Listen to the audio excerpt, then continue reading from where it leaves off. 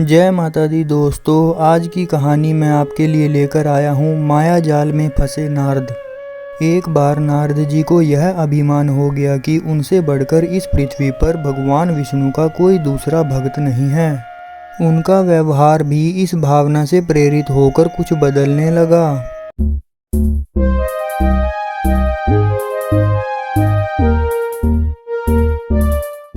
वे भगवान के गुणों का गान करने के साथ साथ अपने सेवा कार्यों का भी वर्णन करने लगे।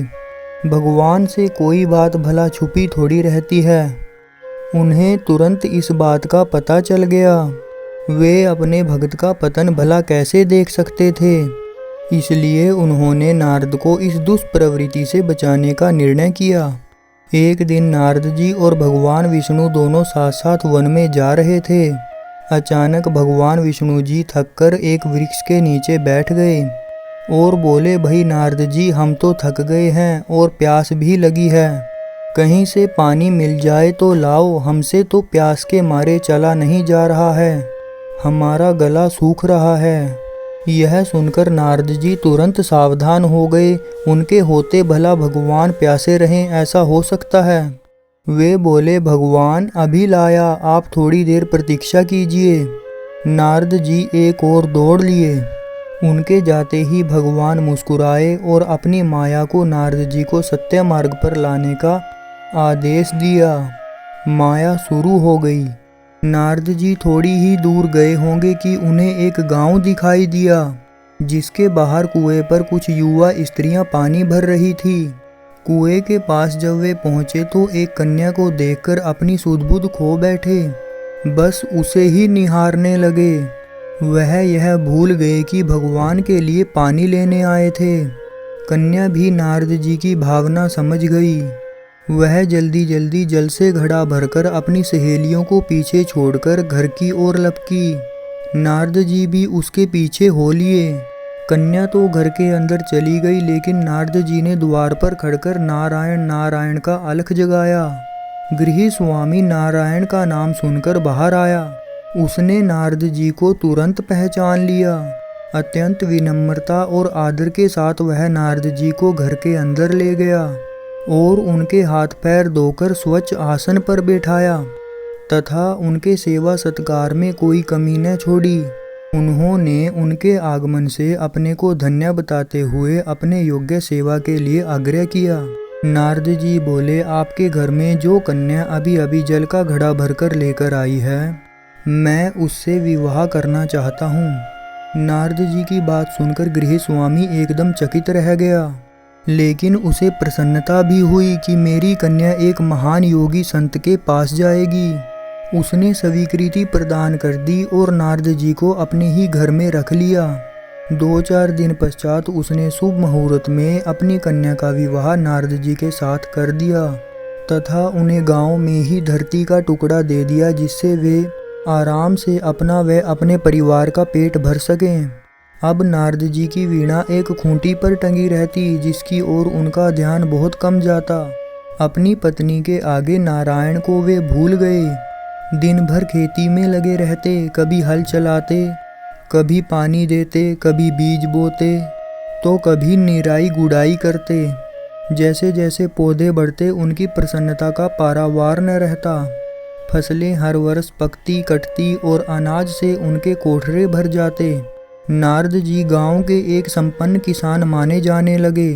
वर्ष दर वर्ष बीतते चले गए और नारद जी की गृहस्थी भी बढ़ती चली गई। 3-4 लड़के लड़कियां भी हो गए। अब नारद जी को एक क्षण की फुर्सत नहीं मिलती थी। वे हर समय बच्चों के पालन पोषण तथा पढ़ाई लिखाई में लगे रहते थे अथवा खेत के काम करते रहते थे। अचानक एक बार तेज बारिश हुई, जिसने कई दिनों तक बंद होने का नाम नहीं लिया। बादलों की गर्ज और बिजली की कड़क ने सबके मन में भय उत्पन्न कर दिया। मूसलाधार वर्षा ने गांव के पास बह रही नदी में बाढ़ की स्थिति पैदा कर दी। चारों ओर पानी ही पानी फैल गया। कच्चे पक्के सभी मकान ढहने लगे। घर का सामान बह गया। पशु भी डूब गए। अनेक व्यक्ति मर गए। गांव में त्राही त्राही मच गई। नारद अब क्या करे? उन्होंने भी घर में जो कीमती सामान बचा था उसकी गठरी बांधी और अपनी पत्नी तथा बच्चों को लेकर जान बचाने के लिए पानी में से होते हुए बाहर निकलने लगे।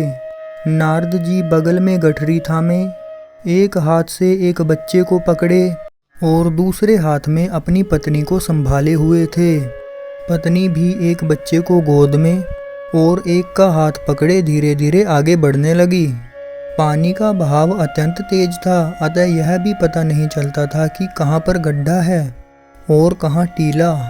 अचानक नारद जी ने ठोकर खाई और गठरी बगल से निकलकर बह गई। नारद जी गठरी कैसे पकड़ते, दोनों हाथ तो घिरे थे। मन महसूस कर सोचा फिर कमा लेंगे। कुछ दूर चलने पर पत्नी गड्ढे में गिर गई और बच्चा गोद से छूटकर बह गया। पत्नी बहुत रोई, लेकिन क्या हो सकता था। धीरे धीरे और 2 बच्चे भी पानी में बह गए। उन्होंने बहुत कोशिश की बचाने की, लेकिन क्या हो सकता था। दोनों पति पत्नी बहुत दुखी, रोते कल्पते एक दूसरे को सांत्वना देते हुए कोई ऊंची जगह ढूंढ रहे थे। एक जगह आगे चलकर दोनों एक गड्ढे में समा गए। नारद जी तो किसी प्रकार गड्ढे से निकल आए, मगर उनकी पत्नी का पता कहीं नहीं चला। बहुत देर तक नारद जी उन्हें इधर उधर बहुत दूर तक ढूंढते रहे, लेकिन व्यर्थ रोते रोते उनका बुरा हाल था। हृदय पत्नी और बच्चों को याद कर करके फटा जा रहा था। उनकी तो सारी गृहस्थी उजड़ गई थी। बेचारे क्या करें, किसे कोसें, अपने भाग्य को या भगवान को। भगवान का ध्यान आते ही नारद जी के मस्तिष्क में प्रकाश फैल गया और पुरानी सारी बातें याद आ गई। वे किस लिए आए थे और कहाँ आए थे। ओहो, भगवान विष्णु तो उनकी प्रतीक्षा कर रहे होंगे। वे तो उनके लिए जल लेने आए थे और यहाँ गृहस्थी बसाकर बैठ गए। वर्षों बीत गए गृहस्थी को बसने में और फिर सब नष्ट हो गया। क्या भगवान अभी मेरी प्रतीक्षा में उसी वृक्ष के नीचे बैठे होंगे। नारद जी के यह सोचते ही बाढ़ नदारद हो गई। गांव अंतर्ध्यान हो गया।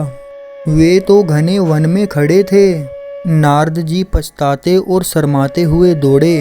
देखा कुछ ही दूरी पर उसी वृक्ष के नीचे भगवान लेटे हैं। नारद जी को देखते ही उठ बैठे और बोले, अरे भाई नारद, कहाँ चले गए थे, बड़ी देर लगा दी, पानी लाए या नहीं। नारद जी भगवान के चरण पकड़कर बैठ गए और अश्रु बहाने लगे। उनके मुंह से एक बोल भी नहीं फूटा। भगवान मुस्कुराए और बोले, तुम अभी तो गए थे, कुछ अधिक देर थोड़ी ही हुई है। लेकिन नारद जी को लगा था कि वर्षों बीत गए।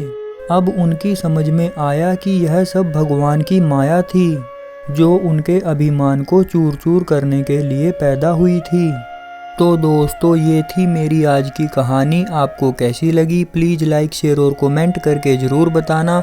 और हाँ दोस्तों, मेरी आने वाली कहानियों को सुनने के लिए चैनल को सब्सक्राइब करना और बेल आइकन को प्रेस करना ना भूलना। जय माता दी।